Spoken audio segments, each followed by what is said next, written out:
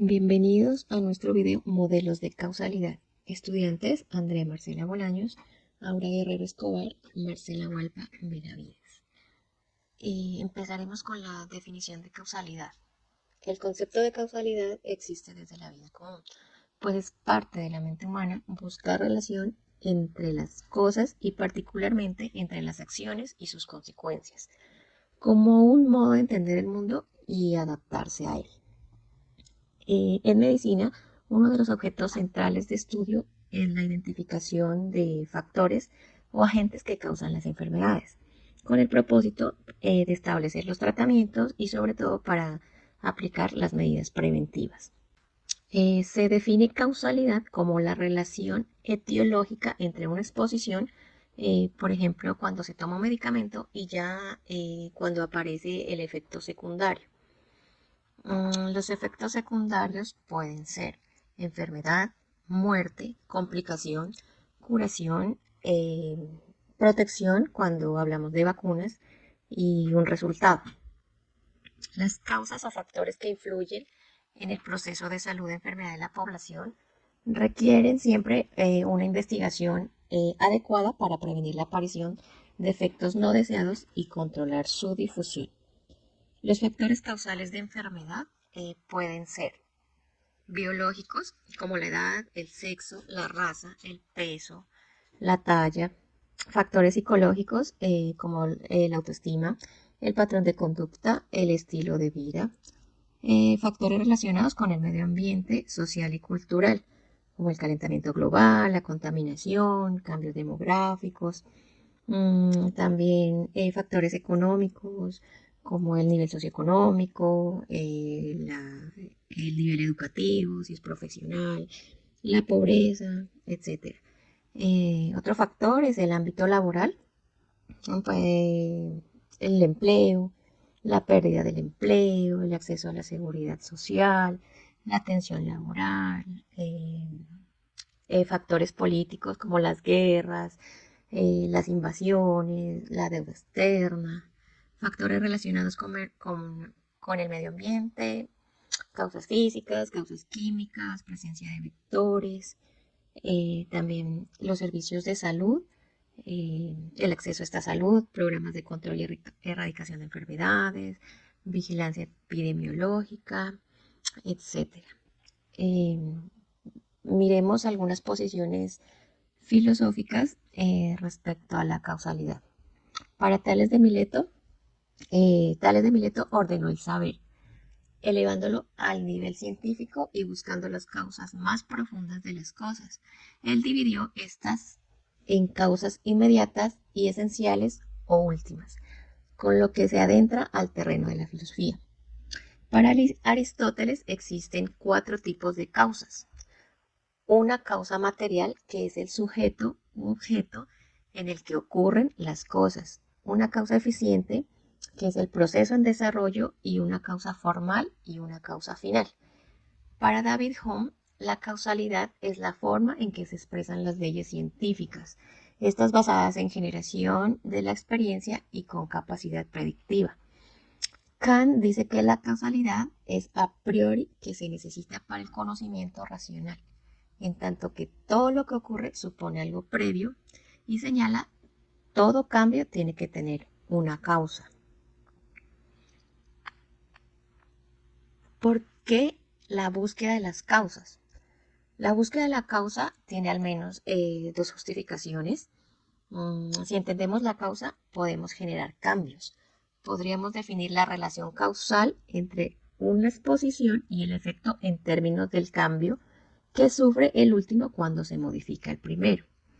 Y la segunda es estudiar la causa. Estudiar la causa es aprender sobre los mecanismos. El conocimiento de los mecanismos causales sirve como base para generar nuevas hipótesis y para planear intervenciones que modifiquen los efectos. A continuación, vamos a mirar los modelos de causalidad, los más conocidos, que son modelo de Cook y Henley, modelo de Bradford-Hill y modelo de Rodman. Estos modelos existen para representar la relación entre una presunta causa y un efecto. Los modelos causales en epidemiología son los sistemas conceptuales y teóricos sobre los cuales se ha estructurado la investigación y el desarrollo de la epidemiología como ciencia. Mediante estos modelos se han abordado el estudio del objeto disciplinar de la epidemiología. Nuestro grupo escogió el modelo de Rodman para ser explicado a continuación. Bueno, Rodman contempla las relaciones multicausales. Fue desarrollado en el ámbito de la epidemiología y es el más adaptado a los métodos estadísticos multivariantes. Define como causa a todo acontecimiento, condición o característica que juega un papel esencial en producir un efecto. Distingue entre causa, componente, suficiente y necesaria. Sus características son: ninguna de las causas componentes es superflua, no exige especificidad, pues un mismo efecto puede ser producido por distintas causas suficientes. Una causa componente puede formar parte de más de una causa suficiente para el mismo efecto. Es decir, si una causa componente forma parte de todas las causas suficientes de un efecto, se le denomina causa necesaria. Una misma causa componente puede formar parte de distintas causas suficientes de distintos efectos. Dos causas componentes de una causa suficiente se considera que tiene una interacción biológica, es decir, ninguna actúa por su cuenta.